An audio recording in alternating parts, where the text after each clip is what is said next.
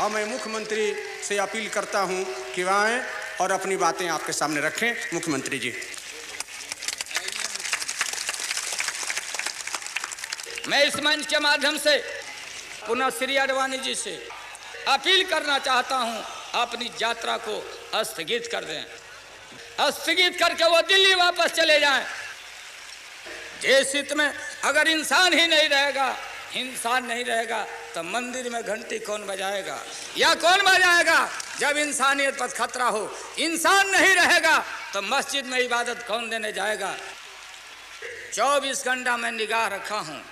हमने अपने शासन के तरफ से पूरा उनकी सुरक्षा का भी व्यवस्था किया, लेकिन दूसरे तरफ हमारे सामने सवाल है, अगर एक नेता और एक प्रधानमंत्री का जितना जान का कीमत है उतना आम इंसान का जान का भी कीमत है। हम अपने राज्य में मतलब दंगा फसाद को फैलने नहीं देंगे।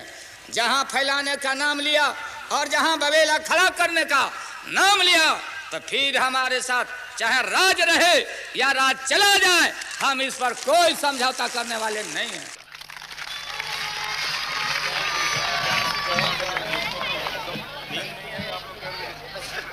लोग कहते हैं कि आप अदालत का फैसला क्यों नहीं मानते? अदालत क्या इस बात का फैसला करेगी कि यहां पर राम का जन्म हुआ था कि नहीं हुआ था?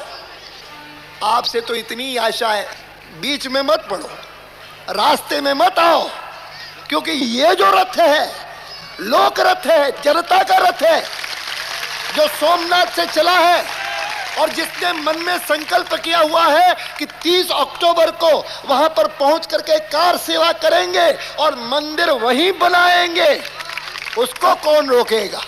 कौन सी सरकार रोकने वाली है?